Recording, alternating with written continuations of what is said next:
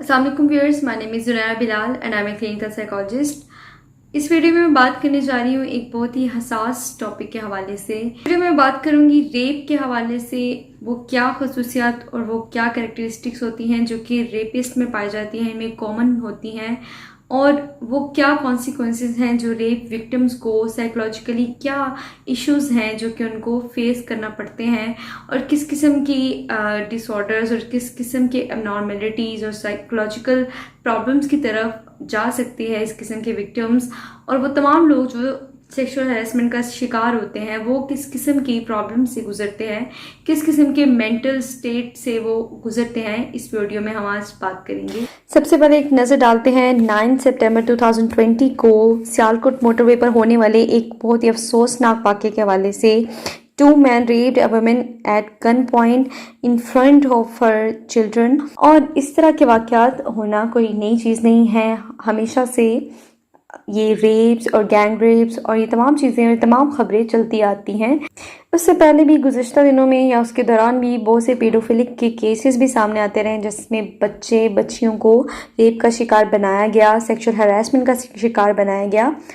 तो इसका जो रिएक्शन था आवाम का वो बहुत ज़्यादा फोर्सफुल तो था ही एक तरफ, लेकिन इस वाक़े के नतीजे में बहुत सारी चीज़ें देखने में आई। सबसे पहले तो ये जो अरेस्ट होने वाले या पे जो मुलजिम थे वो पहले भी ऐसे अटैम्प्ट कर चुके थे, और ये तमाम चीज़ें जब देखने में आती हैं तो बहुत सारे सवालात उठते हैं। एक तो पुलिस के हवाले से या सिक्योरिटी के हवाले से, दूसरी तरफ ये कि what kind of psychological insecurities, what kind of psychological abnormalities could be present in such kind of persons।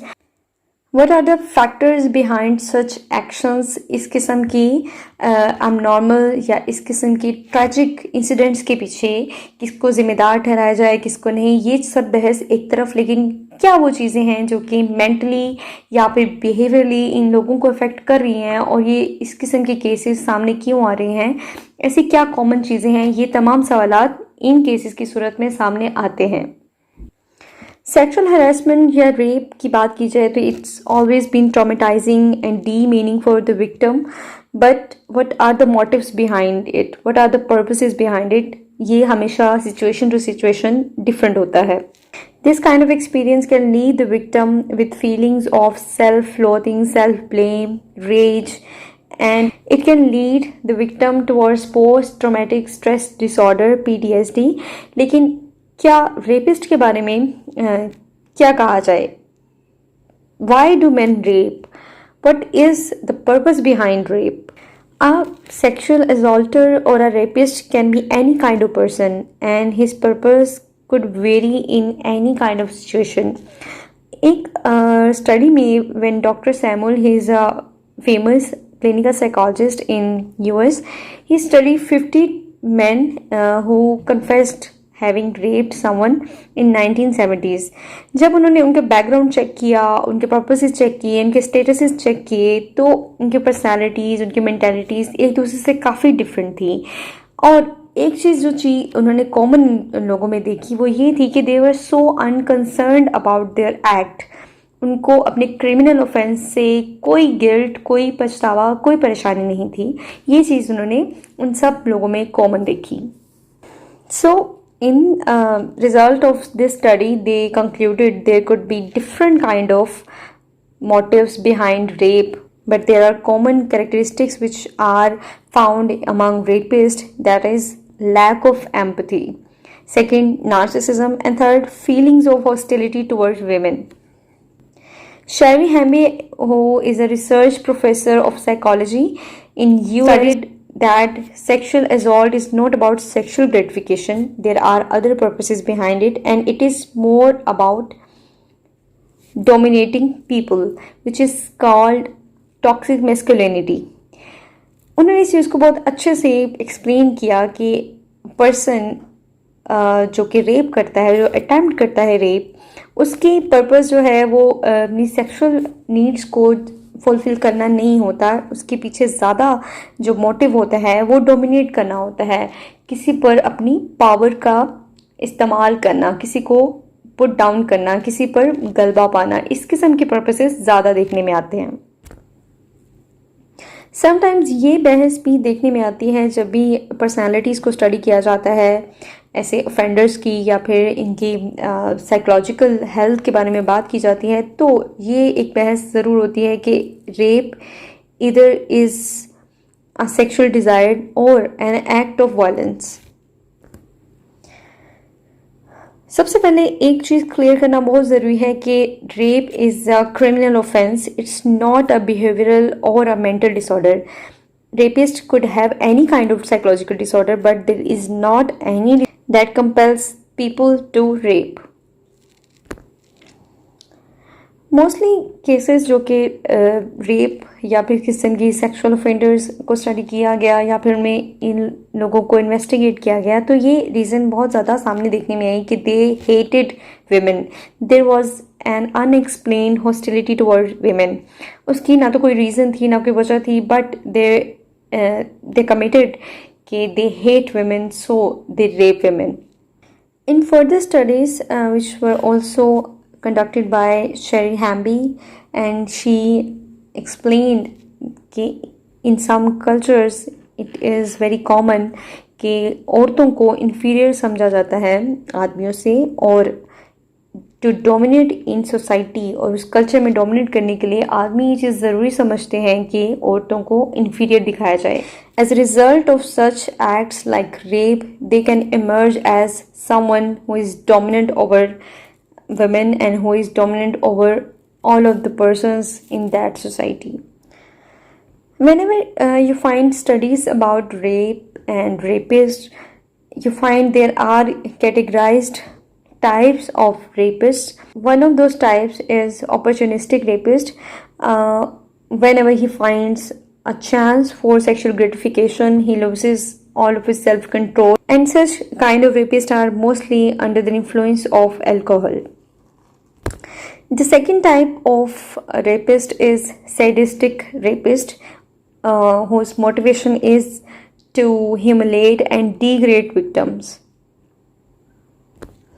Third type is vindictive rapist, who have anger and aggression feelings toward women because he feels that he has been rejected once or he has been wronged by women in the past, so they have right to rape women.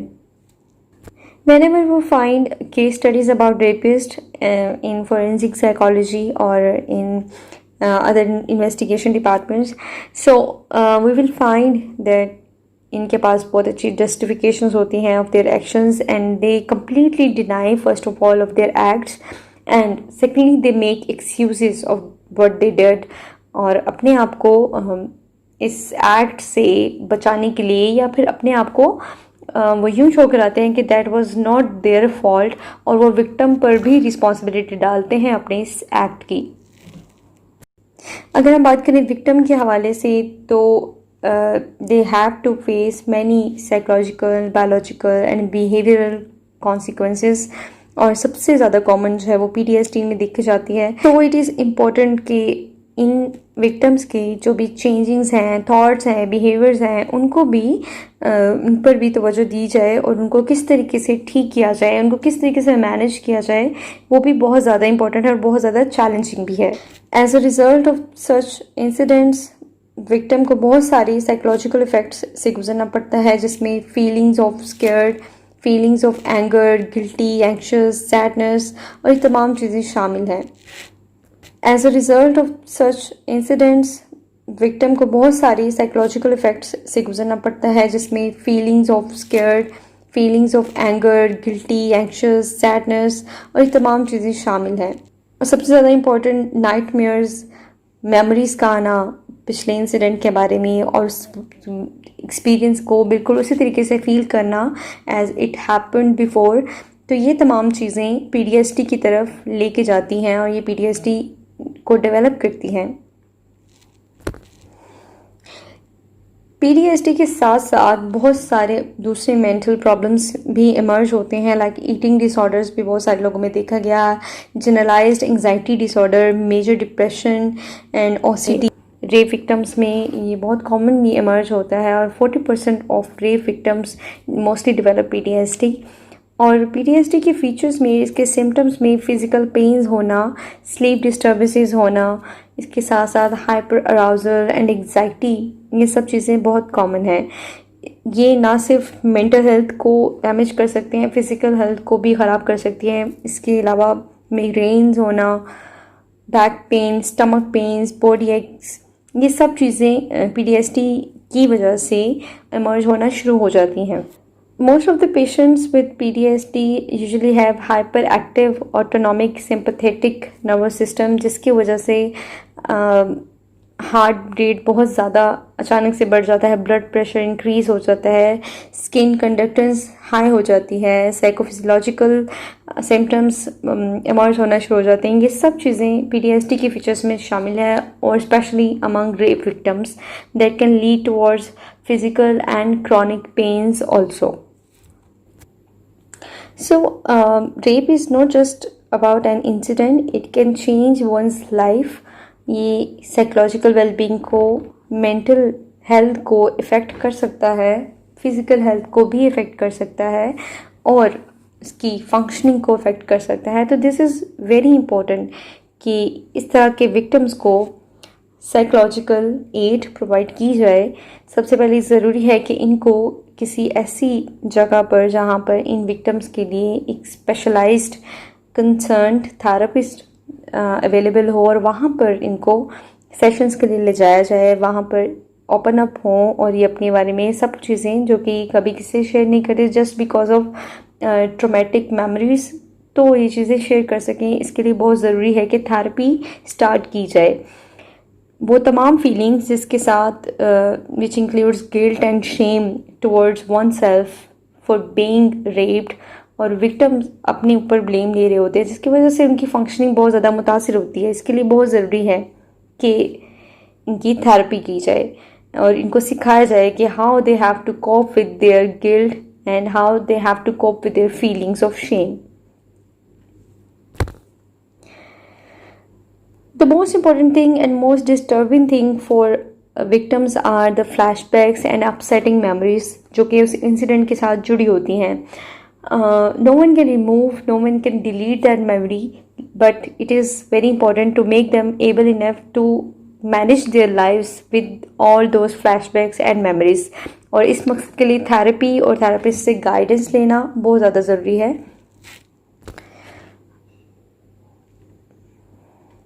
There is one another thing which is making a reconnection between one's body and feelings. Most of the victims जो कि इस trauma के बाद आते हैं, they usually report या उनके घर वाले बताते हैं she doesn't feel anything, she usually remains numb।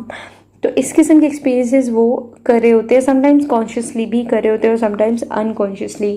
तो ये इनका बॉडी और फीलिंग्स के साथ कनेक्शन बिल्डअप करना बहुत ज़रूरी होता है, बिकॉज दे फील कि अगर वो अपनी कट ऑफ हो जाएंगी अपनी सराउंडिंग से, अपनी बॉडी से, अपनी थॉट से, तो वो इस ट्रॉमा से निकल सकते। The whole aim behind all these acts are to avoid thinking, to avoid such memories. तो इसको अवॉइड करने के लिए वो एबनॉर्मल वेज अपनाते हैं जो कि उनकी साइकोलॉजिकल वेलबींग को ज़्यादा मुतासिर कर सकता है।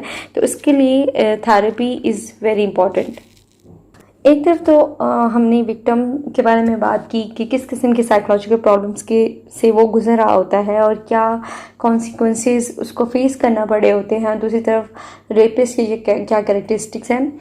एक और चीज़ जो बहुत ज़्यादा इम्पॉर्टेंट है कि फैमिली मेम्बर्स की, जो लोग विक्टिम्स के साथ एसोसिएटेड होते हैं और वो इस ट्रॉमा से इनडायरेक्टली गुजर चुके होते हैं, उनको भी थेरेपी की बहुत ज़्यादा ज़रूरत है, काउंसलिंग की बहुत ज़्यादा ज़रूरत है। अगर हम इस वाक़े की तरफ देखें तो दोज किड्स हु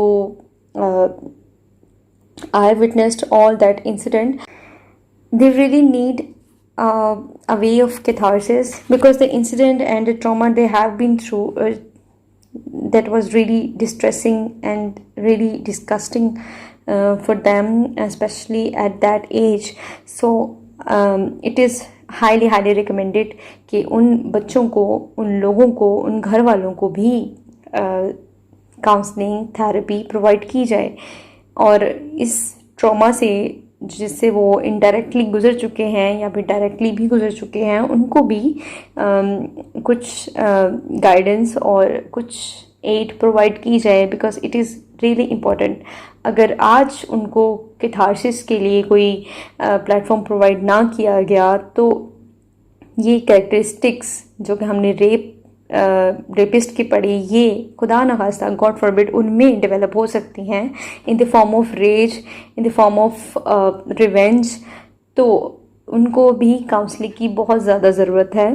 एंड वो तमाम लोग जो इन चीज़ों से गुजरते हैं और इनडायरेक्टली इन चीज़ों को देखते हैं, उनको भी एक पैटर्न प्रोवाइड करने की बहुत ज़्यादा ज़रूरत होती है, ताकि वो रिवेंज का नाम देकर या फिर किसी किस्म की रेज का नाम देकर वही चीज़, वही पैटर्न्स, वही बिहेवियर्स दोबारा रिपीट ना करें। हमारी सोसाइटी के लोगों की मेंटल ट्रेनिंग की जाए, इनके पैट्रियार्टिक मेंटल पैटर्न्स को चेंज किया जाए through media, through social media, और इन सब चीज़ों की बहुत ज़्यादा ज़रूरत है। उम्मीद करती हूँ कि आपको ये वीडियो पसंद आई होगी। इस वीडियो को लाइक करें, शेयर करें और चैनल को सब्सक्राइब करें, और अपनी फिजिकल हेल्थ के साथ साथ अपनी मेंटल हेल्थ का भी ख्याल रखें।